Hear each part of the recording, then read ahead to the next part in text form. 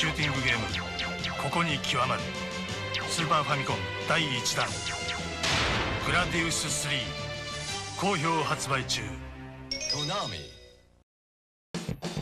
Hello everyone, it's Lucas, and for this game review, I'm going to be talking about the 1991 Super Nintendo title, Gradius 3. Now for me, I never really tried beating the Gradius games until the third game because mostly I thought they were very unfair. But when I heard praise for Gradius 3 on the Super Nintendo, I had to give it a try. So this is my review on Gradius 3. Let's get to it. Gradius 3 was released in Japanese arcades in December of 1989. Released over a year after the release of Gradius 2 in 1988, which was renamed for arcades in Canada and the US as Vulcan Venture. Gradius 3 continues the franchise's roots with a traditional power meter, where you can pick either speed up, double laser, bullet, laser, missile, option, and the question mark and exclamation mark, which are pretty much the shield and special moves, respectively. The arcade version of the game had no continues, making it that once you lose all your 3 lives, you get a game over and you lost all your progress, where you cannot continue on the previous level where you died. Thank goodness I am playing the SNES version for this video. The story of Gradius 3 is very basic and simple. You control the Vic Viper trying to defeat the Bactrian Empire from taking over the universe.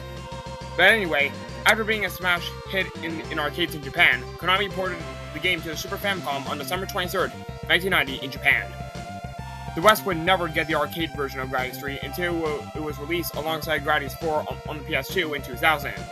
But thanks to Konami, they decided to bring the Super Famicom port of Gradius 3 to North America as one of the Super Nintendo's 4 launch titles, when Nintendo brought the Super Famicom over to North America as the Super Nintendo Entertainment System. When the SNES was released on August 21st, 1991, Gradius 3 was released alongside Super Mario World, Pilot Wings, and F-Zero. Now, I have played the arcade version of the game via emulators to see the differences between the arcade version and the Super Nintendo version. And all I can say is that there is tons and tons of slowdown.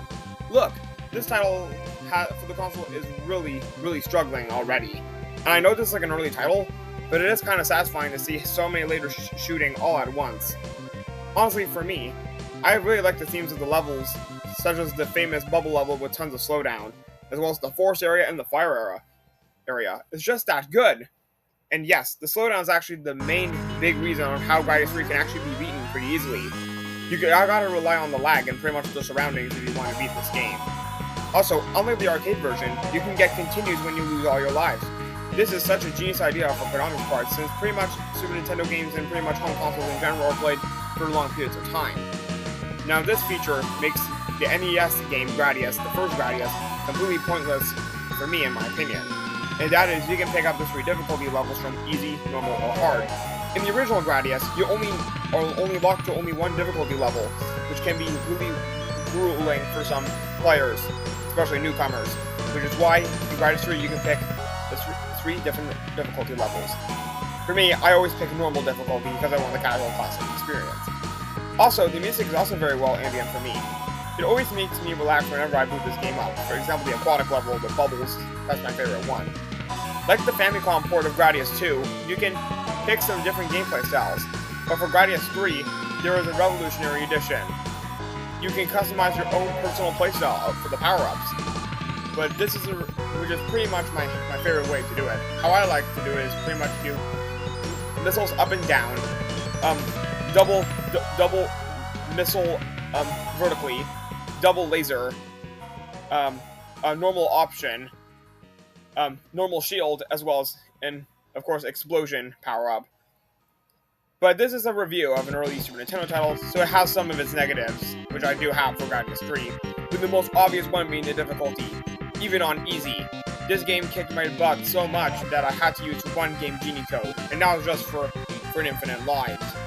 Look, I know that Gradius in general is made to be hard, but at least Gradius 3 is much more respectful compared to the first and second Gradius games. And it always makes me feel that whenever time I die in the game, I always go like, okay, it is my fault that I died. And also, another criticism for me is that I think the game's kind of too short. Even though I kind of criticized the original Gradius on NES for being too difficult and too long, I just think Gradius 3 is just a little too short. Which is also the same criticism I have for Metal Slug. So it's pretty much either way. Honestly, Gradius 3 is pretty much the perfect gameplay, actually. Perfect time length. You'll beat this game in, if you know what you're doing, in roughly around 30 to 40 minutes. Or hours if you want to do it with no infinite lives, or at least want to die more over and over again. But anyway, to conclude this review, I think Gradius 3 is a game that I'll highly recommend if you like shooting games, and the SNES in general. Many critics gave the game positive things about it, so why won't you boot it up and give it a try? But anyway, Gradius 3 would go on to become one of my all-time favorite games on the Super Nintendo, and it's probably personally my all-time favorite shoot 'em up. So, anyway, that was me, Lucas Dahl, aka Lucatak, and thank you so much for watching this review of Gradius 3. Goodbye!